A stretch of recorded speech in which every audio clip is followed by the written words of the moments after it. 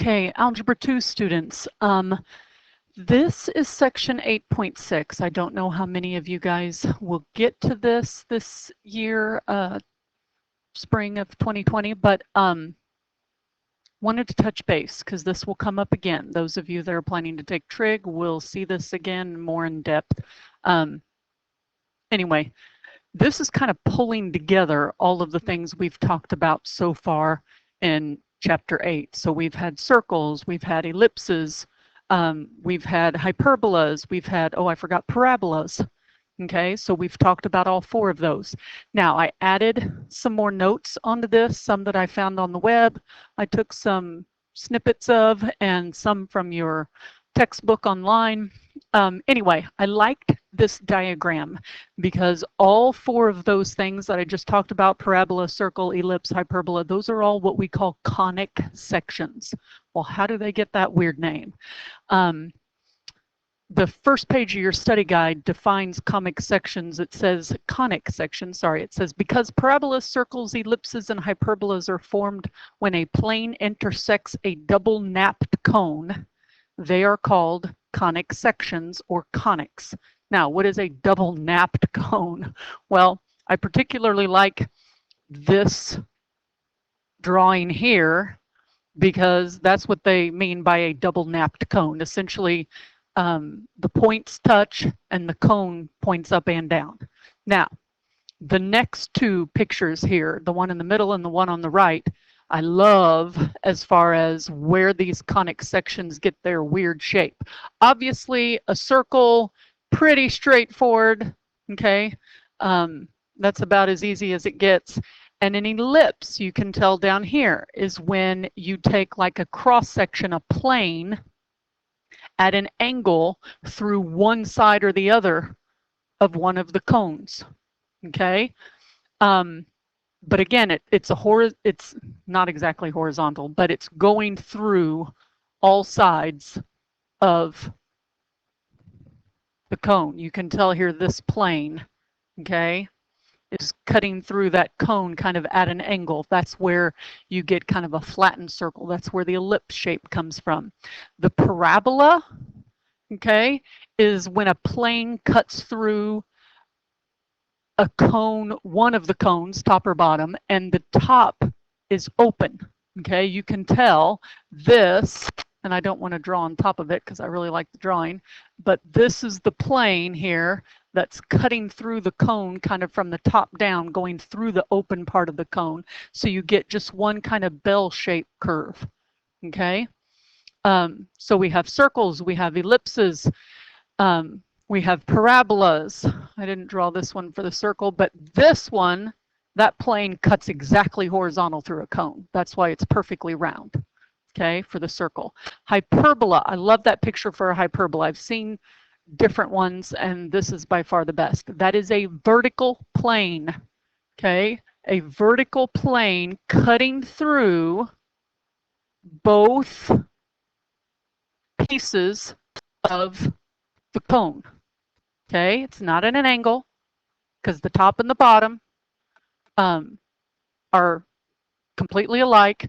Okay, your center, like your origin, okay, would be kind of in here, and then you've got your parabola.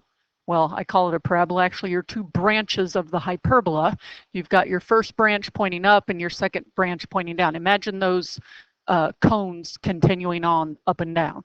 So I love this diagram of essentially on the left here, it's the double napped cone, okay?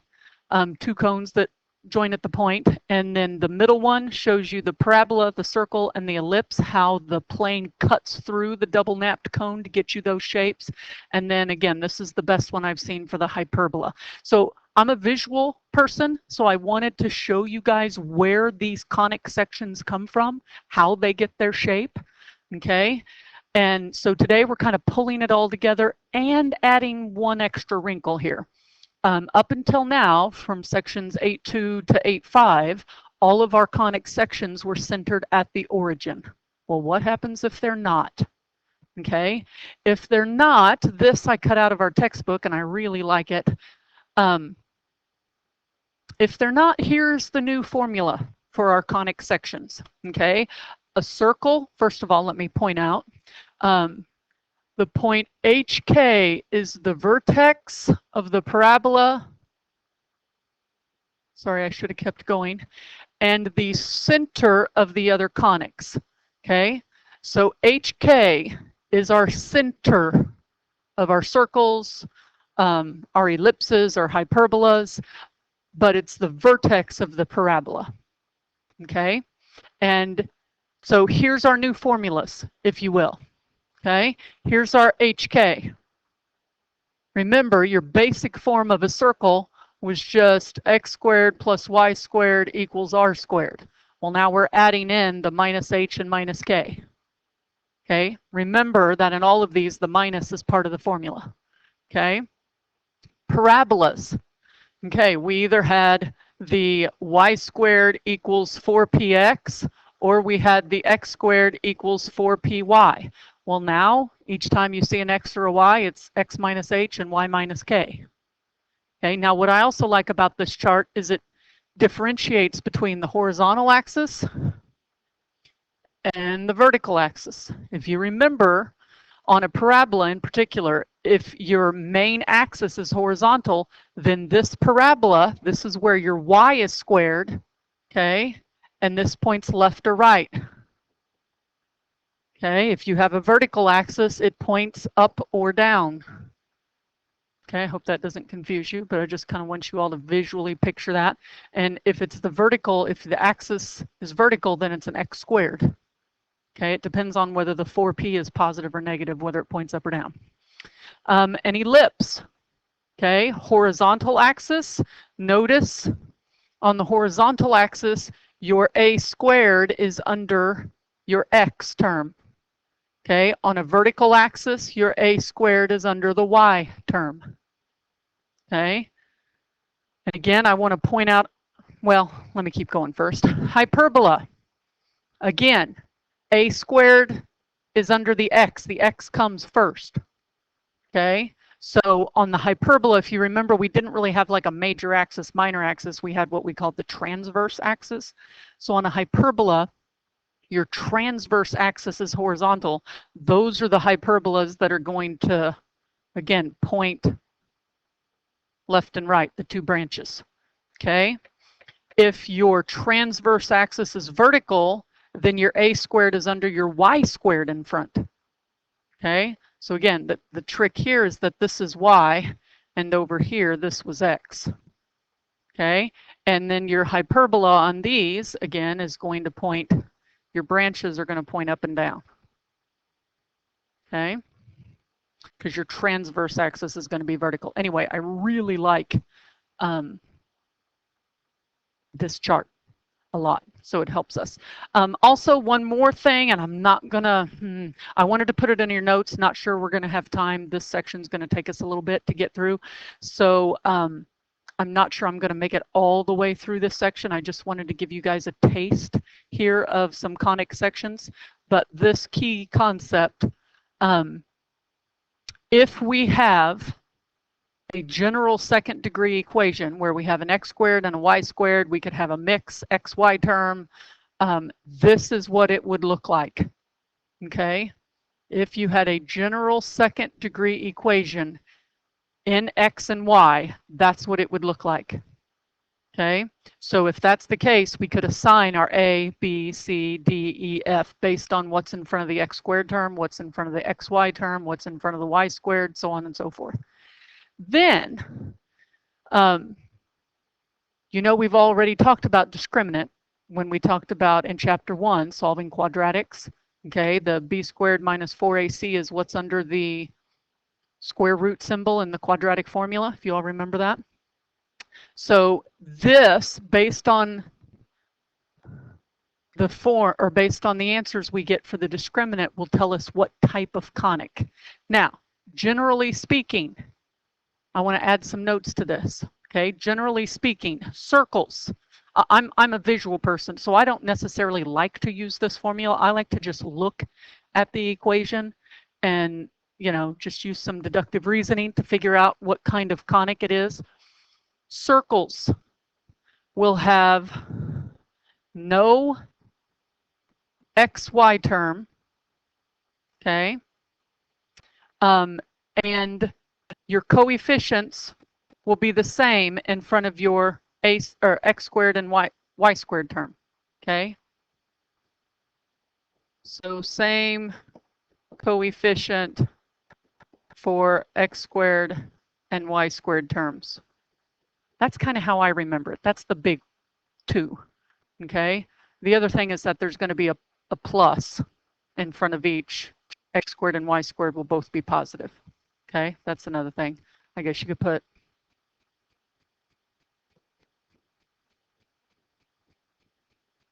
both positive, okay? Now, for an ellipse, all right? An ellipse, you're not going to have the same coefficient in front of your x squared and y squared terms, okay? X squared and y squared are both positive, but you're not going to have the same coefficient. That's kind of the difference, okay? So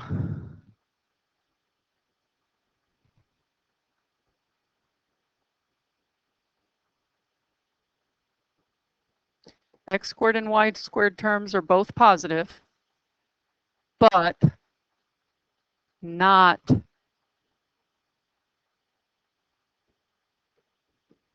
the same coefficient. Whoops, I just have COFF, not COEFF.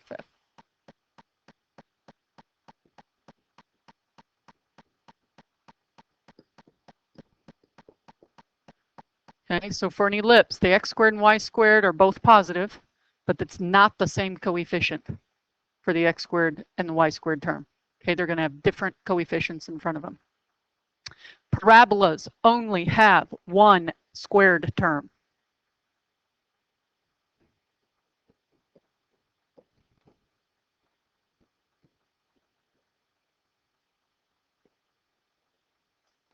It's either an x squared or it's a y squared. It won't have both.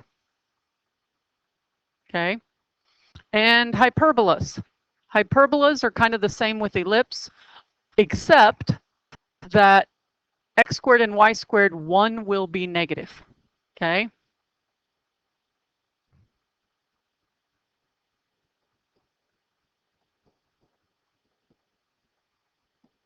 X squared and y squared terms will have, let me start off first, different coefficients.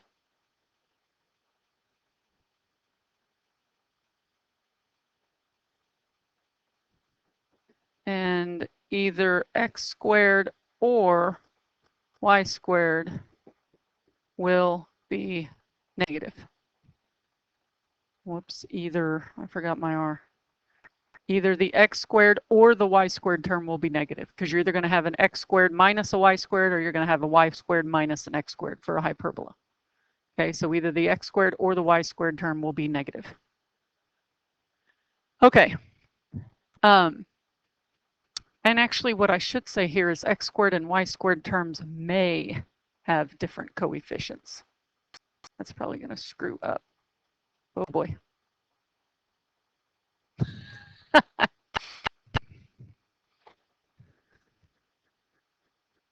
Oh, I knew that was going to happen. I hate this eraser. Okay, let me go back. Only have one squared term. X squared and y squared terms may have different coefficients, and either the x squared or the y squared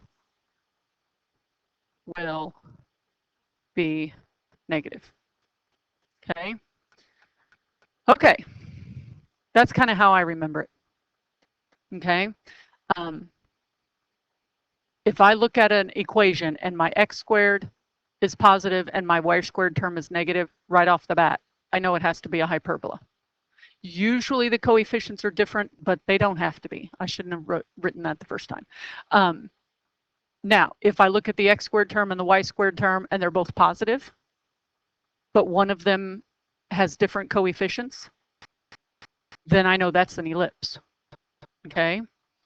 If I look at an equation and your x squared and your y squared terms are both positive, but the coefficients are the same, okay, then I know it's a circle, okay? And again, on a parabola, only has one squared term. That's the easiest one to pick, I think. Okay, those are some basic notes. Now let's look at the study guide. So study guide here. Vocab, already read the first one. And again, we already talked about the second one. So just remember that the b squared minus 4ac is the discriminant. Okay, and this is your basic form of your equation when you have a second degree equation in x and y. All right, not a big deal because I don't really use that discriminant very often. I can just kind of tell by sight. But let's look at this. So the main thing today is being able to differentiate between the different conic sections and to have a center that's not the origin. Okay, so first thing that jumps out at me here, because we have this and because we have this, we're going to have a center that's not the origin. Okay, our center is going to be a -2, +1. Why is that? Because if you remember the basic formula, it's x minus h squared and y minus k squared. The minus is part of the formula. So x plus 2 is x minus a -2. Okay. Now, because this is a plus in the middle, I know it's an ellipse. Okay, know it's an ellipse. If I got a plus in the middle and my constant's a 1 on the other side, got to be an ellipse. So then my a here is the bigger one. A is 4. B has got to be 3. Remember, because a squared is 16, b squared is 9. Okay, so what does that mean? That means, first of all, because the a squared is bigger and it's under the y, that means my major axis is going to be vertical. Okay, this is my major axis. Okay, this is my minor axis. Okay, if you remember, from the center to a vertice, okay, this is going to be a length. This is going to be an a length. This is going to be the length b. This is going to be the length b from the center to the co-vertices. From the center to the vertices is going to be an a length. So we take our center at -2, 1, and since my a is 4, I count up 4. 1, 2, 3, 4. That's how I get from here to here. I counted up 4. Okay. To get to my co-vertices, I start at my center and count over 3. 1, 2, 3. To get from here to here, my length is 3. Okay, I hope you can see my markings to know what I'm talking about there. So center starts at -2, 1. I add 4 to go up. That's -2, 5. I subtract 4 to go down. That's -2, -3. Okay, these are my vertices right here. Okay, these are my co-vertices because now I'm going to add and subtract 3 from my x value of my center.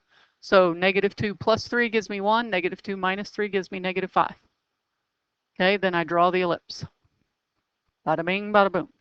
Now, if you remember, one more thing I want to remind you, on an ellipse, if they ask for your foci, okay, on an ellipse, c squared equals a squared minus b squared. And I kind of remember that because I remember the opposite. I know that my equation of an ellipse has a plus in the middle, so I know my c squared equation has a minus in the middle. I don't know why that makes me remember it, but it does. And the hyperbola is just the opposite. The hyperbola has a minus in the middle of the overall equation, but to find c squared, it's a plus between the a squared and b squared on a hyperbola. Okay, circles. Circles are probably the most straightforward, honestly. So if we have a center at 3, -1, okay, we are putting in the 3 here and the -1 there, and then the radius is √10. Okay, so that goes in here. And of course, if you square a root, it just loses the square root. Those cancel. So this was our equation. Okay. Now, identify symmetries of conic sections. A couple things I want to point out here. On a parabola, you really only have one line of symmetry. Okay, if it's an up or down parabola, Remember, this would be where your x is squared. Okay, this is your line of symmetry. It goes vertically through the vertex. Okay, and it's x equals a constant.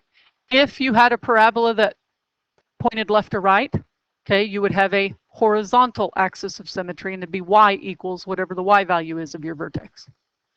Now, on an ellipse or a hyperbola, you are actually going to have two lines of symmetry. So on this hyperbola, you're going to have a vertical line going through the center, and you're going to have a horizontal line going through the center. So the main thing you have to remember on an ellipse and a hyperbola is just make sure you can get the center. Once you can get the center, you can identify the lines of symmetry. It's going to be x equals whatever the x value of your center is, and y equals whatever the y value of your center is. Okay? So notice here that your center is 3, -2. So it's x equals 3, and it's y equals -2. Those are your two lines of symmetry. Now again, that is for ellipse and hyperbola. Okay? Let's look at the backside. Okay, graph the equation, identify the important characteristics of the graph. Okay, I've added another page of notes so that we can have a nice little graph to work with. So we're gonna do these on another sheet of paper here. Okay, so let me first write the equation. So we have x minus 2 squared over 4 minus y minus 2 squared over 5 equals 1. Now, first thing I notice right off the bat, this has to be a hyperbola. How do I know it's a hyperbola? Because this is plus and this is 1. So it's got to be hyperbola. Okay, has to be. Now, I need to identify my A and my B. Okay, now on a hyperbola, your A is always in the front. Okay, so on this one, my A is going to be 2, right? Because this is actually my A squared. And my B squared equals 5. So B equals √5, which is approximately 2.24, just to kind of get an idea. Okay.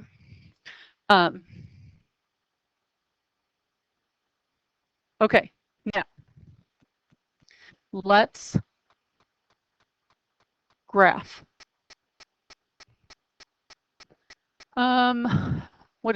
Okay, first of all, the direction said graph the equation, identify the important characteristics of the graph. So right off the bat, let's do the center. Okay. This is my H. This is my K. So my center is 2, 2. That's the first thing I know. Okay. Center is 2, 2 right here. Now, because my x squared is in the front, that means my transverse axis is horizontal. Okay, so let me say this. It has a horizontal axis because we started with an x squared. Okay, now, my A is 2. So instead of starting at the origin and counting over 2 and to the left 2, I've got to start at my new center. Okay, so A is 2. That means this is going to be a vertex and this is going to be a vertex.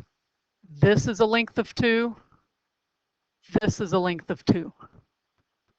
Okay, so those are my new vertices. So right off the bat, I can say my vertices are 0, 2 and 4, 2. Hope you guys can see that. Okay. Now, how do I draw my box? Remember, on a hyperbola, the B really only gives us a box. Well, again, I'm going to have to kind of eyeball it. Okay. Because B is √5, which is like about 2 1/4, if you will. So my box is going to look sort of like this. Okay, so again, these are going to be my asymptotes. Okay, sad drawing, but you get the idea. So if I draw my actual branches, remember the branches of our hyperbola hug those asymptotes. Okay, now what else do I need? I've got center, I've got vertices, foci. Okay, I need to know the foci. So foci, okay, if you remember on a hyperbola, c squared equals a squared plus b squared. Again, I remember that because I know it's the opposite of what the formula is, which is a minus in the middle. So this is going to be c squared equals 4 plus 5, which is 9. So that means c equals 3. Now, where does that 3 get added to? The vertex or the center? It gets added to the center. Okay, so I'm going to take my center. Let me do this in red, I guess. I'm going to take my center of 2, 2, which is right here, right? And I'm going to add 3. Right here is a foci. Right here is a foci. So my foci, I started off purple. Let me switch it to red here so it matches the graph. My foci then is going to be 2 minus 3, which is going to give me -1, 2, and 2 plus 3, which is going to give me 5, 2. It's 1 to the left of the vertex and 1 to the right of the vertex. Okay, so that I've got center, I've got vertices, I've got foci. The only other thing I can identify on a hyperbola is the asymptotes. And this is going to be a little weird, so hang with me. Okay, your asymptotes, I'm kind of using point slope formula. Okay, and so the point slope formula, I'm using the center. Okay, so I'm going y minus 2 equals my slope. This gets interesting. It's going to be plus or minus my slope. My b is my y, so that's my rise, over my run is my a. So √5 over 2 x minus 2. Okay, so let me pretty that up a little bit. So this is y equals, I'm just going to move the 2 over, 2 plus or minus, and the book literally leaves it like this, √5 over 2 times x minus 2. They don't make you do all the distributing and everything. Okay, so I've got asymptotes. I've got my 2 foci points. I've got my 2 vertices. And I've got my center. Okay, that's all I can identify on a hyperbola. Ooh, I told you these took a bit. Okay, let's move on to number 2. Number 2, here was the formula. This one, thankfully, is a lot easier. So we have x minus 5 squared plus y plus 1 squared equals 9. Okay, now this one has to be a circle. First of all, the constant on the other side is not a 1. Okay, I guess I could get it to be a 1, but if I did that, then both the x and y would both be divisible by 9. So that means my a and my b would be equal. And so it would be a round ellipse. A round ellipse is just a circle. Okay, so this is a circle. Okay, now, once again, this is my h. This, I'm going to say, is my negative k, because remember, I don't have a minus in there. Okay, so my center, right off the bat, I know my center is 5, -1. Hope you guys see that. Because again, the original formula is x minus h squared plus y minus k squared. Okay, so 5, -1. So 1, 2, 3, 4, 5. Right here is my center. Now, how do I find my radius? Well, if you remember on a circle, this is your r squared. So r is 3. So I've got center and I've got radius. So from my center, count 3 to the left, right, up, and down. So 1, 2, 3, 1, 2, 3, 1, 2, 3, 1, 2, 3. This is my circle. Okay, and I think that's about all we can identify on the circle, is just the center and the radius. Okay, ooh, that one was pretty easy compared to the hyperbola. Okay, let's look at the next one. Number 3. Here's my equation. I've got x minus 1 squared over 4 plus y plus 2 squared over 16 equals 1. Now, again, right off the bat, I know this has to be an ellipse. How do I know that? Because this is a plus and because that's a 1. Okay? Now, an ellipse, again, is kind of like a flattened circle. So a couple of things jump out at me. Got to get my center. Again, this is my h. This is my negative k. So first things first, my center is 1, negative 2. Okay? 1, negative 2. That's my center. Okay? Now, I've got to identify my A and my B. Remember, on an ellipse, your A is your bigger one. That's going to give you your major axis. Okay? So this is my A squared. So I know A is 4. Okay? This is my B squared. So I know B is 2.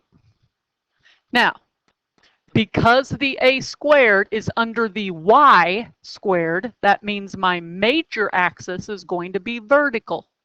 Okay, so I'm going to go from my center up 4, 1, 2, 3, 4, and down 4, 1, 2, 3, 4. Sorry, I should erase those. See if I can erase them without anything else. Okay. I hope that made sense. Okay, up 4, down 4. Those are my vertices. Okay, my vertices are going to be 1, 2, and 1, 2, 3, 4, negative 6. Okay, I added 4 to the y value of my center and subtracted 4 from the y value of my center. So here's my vertices. Okay, now co-vertices. Okay, co-vertices, my B is 2. It's under the x squared. So I'm going to go to the right 2 and to the left 2 on the horizontal axis. So here and here are my co-vertices. Okay, so co-vertices, I've got negative 1, negative 2, and I've got 3, negative 2. These are my co-vertices. I hope you all can see that. Again, 2 to the right, 2 to the left of center. Okay. Oh, foci. So foci, if you remember, on an ellipse, your c squared equals a squared minus b squared. Okay, so c squared minus b squared, we've got 16 minus 4, which is, of course, 12. So c, oops,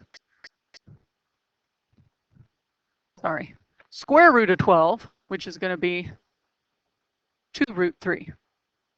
Okay, 2 root 3, which is approximately, for graphing purposes, approximately 3.5.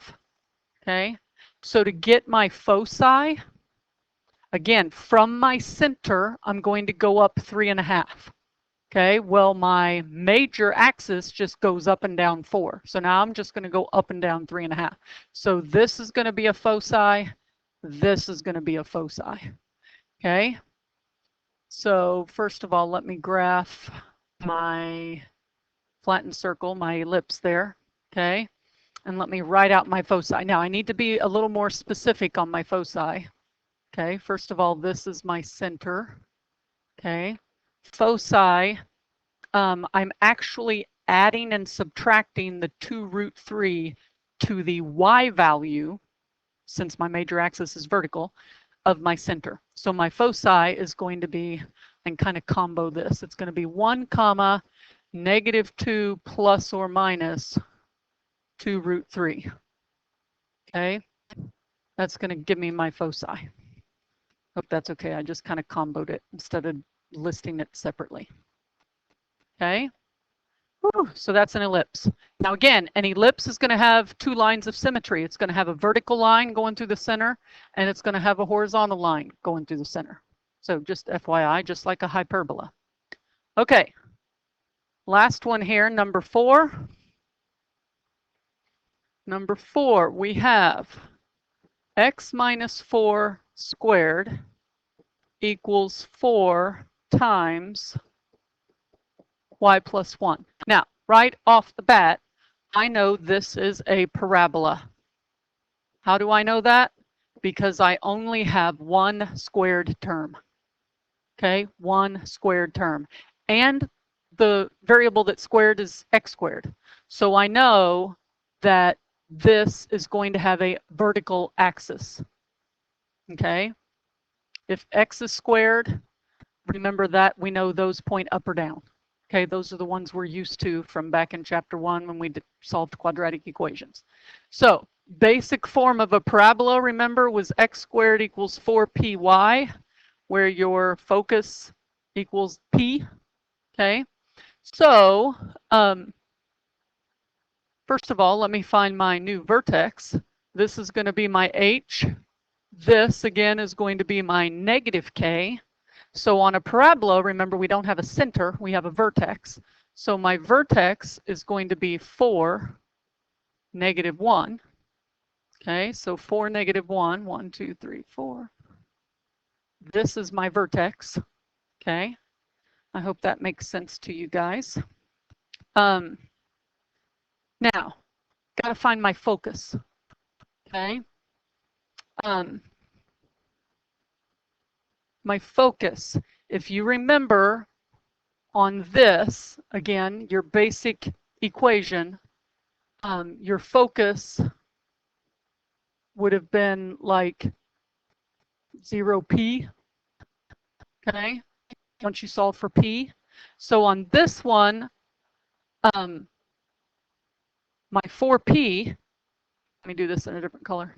My 4p equals 4 here. So p is 1. Well, what does that 1 tell me? That 1 tells me I'm going up 1 from my vertex to get my new focus. Okay, so this tells me up 1 from vertex. Okay, and this 4 came from there. Okay, so this right here is my focus. Okay, that means my directrix is going to be here. So let's do focus is what, 1, 2, 3 is 4, 0. And my directrix, remember, okay, is the equation of a line. It's horizontal, so it's going to be y equals -2. And of course, that's one of the dead spots there. But okay, so here's my parabola. Okay, I just know it's pointing up. I'm not even going to plot points. At this point, I'm just happy if I know what direction it's pointing. I know my focus and directrix. Okay. All right, I hope that helps. Okay, now let's go back and look at number 5. Write an equation of a circle with center -4, 2 and radius r equals 3, and then identify the lines of symmetry. Well, again, a couple of things here. First of all, this is my h, this is my k, and if you remember, Your equation now of a circle is x minus h squared plus y minus k squared equals r squared. So this is going to give you x plus 4, because it's x minus a negative 4, okay, plus y minus 2 squared equals 3 squared is 9. This would be the equation. Now, it says identify the lines of symmetry.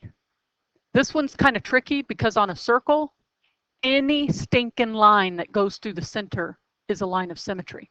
So again, imagine a circle. Okay, here's my center.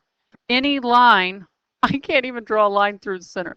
Any line that goes through the center is going to be a line of symmetry because the circle is perfectly shaped on either side. Okay, so on this one, literally you would just say any line through my center, which is negative 4, 2, is a line of symmetry.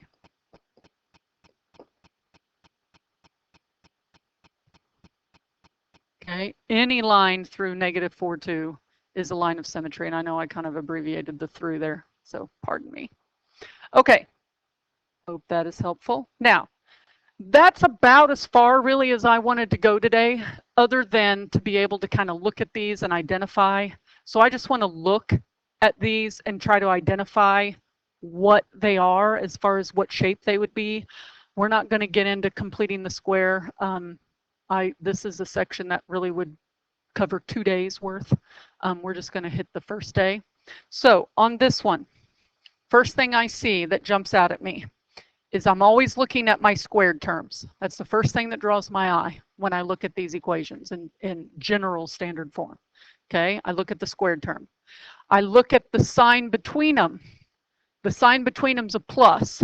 So if it's a plus, it either has to be a circle or it has to be an ellipse. Okay, if x squared and y squared are both positive, has to be a circle or an ellipse. So then the next thing I'm looking at is the coefficient. This is a 1. This is a 4.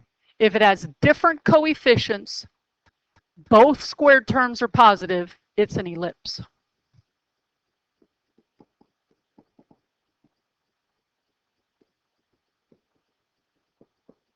Both x squared and y squared are positive, but different coefficients. Okay? Both x squared and y squared are positive, but different coefficients. I know that's going to be an ellipse.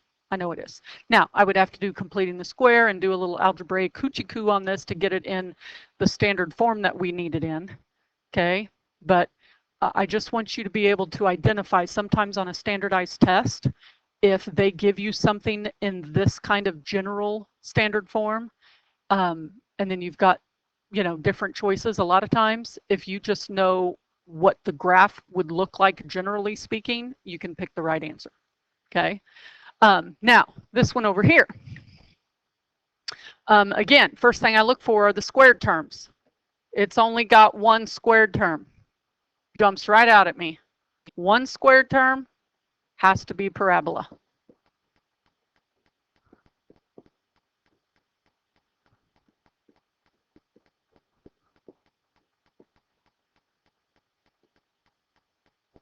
Okay, only one squared term has to be a parabola.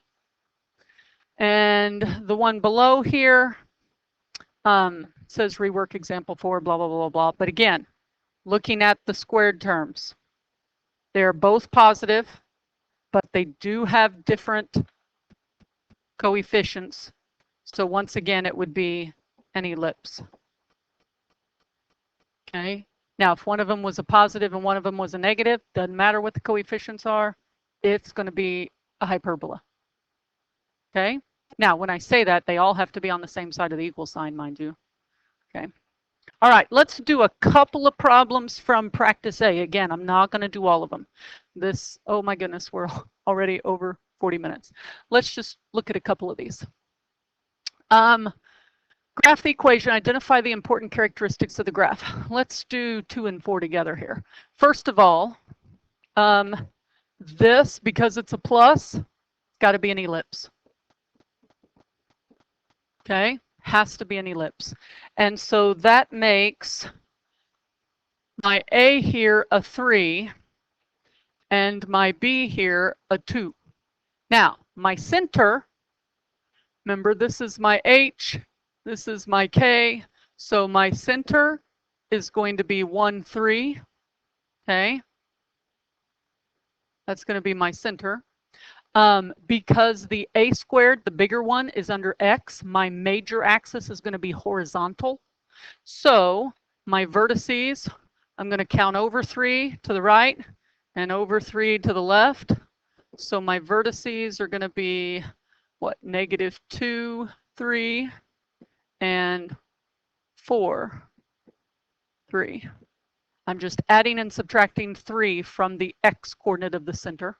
Okay, my co-vertices. Okay, co-vertices. My B is 2, so I'm going up 2 and I'm going down 2.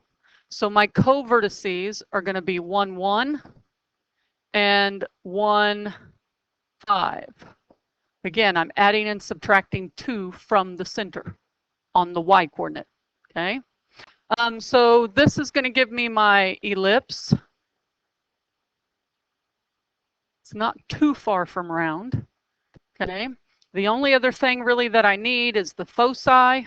Okay, and if you remember on your foci on ellipses, your A squared, nope, sorry. Maybe I should say C squared equals A squared minus B squared. So this is 9 minus 4. C squared equals 5, so C equals √5. And because my major axis is horizontal, because my A squared was under the X, okay, that means I'm adding that √5 to the center. And remember, √5 is about 2 1/4. So my foci, one would be here, one would be about right there. So my foci would be 1 plus or minus √5, comma 3. So 1 plus √5 and 1 minus √5 would give me my foci. Okay, that's what we're talking about. Okay, I think that's the only one I'm going to do. Actually, let me just quickly touch on number 4, and then we're going to move on for the sake of time. This one, first of all, because this is minus, I know it has to be a hyperbola. Okay, and whoops, sorry, on a hyperbola, your A squared is always under the first one. Okay, so my A here is going to be 4. My B is going to be 5. And since the X squared is first, my transverse axis is going to be horizontal. Okay, so first of all, my center. Remember, this is my H and K. Actually, that would be my negative H and K. So my center would be a -3, 1. Okay, oh man, I hate when they count by a big number like 4. Okay, -3, 1. That would be my center. And then my vertices, okay, I'm going to go 4 to the right, 4 to the left of that. Okay, so here's my vertices right here. So that is going to be, what, -7, 1, and 1, 1, right? So you take the -3, the X coordinate of your center, and you subtract 4 and you add 4. Okay, now your box for your asymptote, I'll just get you started here. Your box is 5. Okay, so it's going up about right there and coming down right here. So that would be your box. Okay, here would be your asymptotes. Okay, that's going to get you started. So here's your branches. Okay.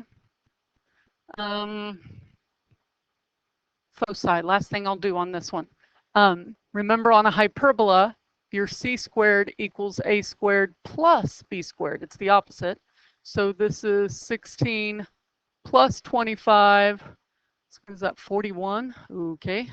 So c equals root 41. 41's prime, so it doesn't reduce. That's beautiful.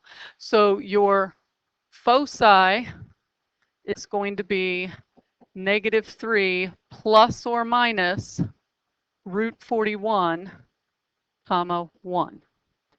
Okay. And you could poke that in the calculator and kind of figure out where that was. But okay. Asymptotes I would leave for you to do. Okay, let me just quickly, I'll put it up here and then you can kind of check it. Remember, rise over run. So this is the y coordinate. This 1 is the y coordinate of your center. Okay, plus or minus the slope. Okay, is your 5/4. Okay, it's your, in this case, it's your b over a. All right, and then x minus your x coordinate of your center. Okay. Not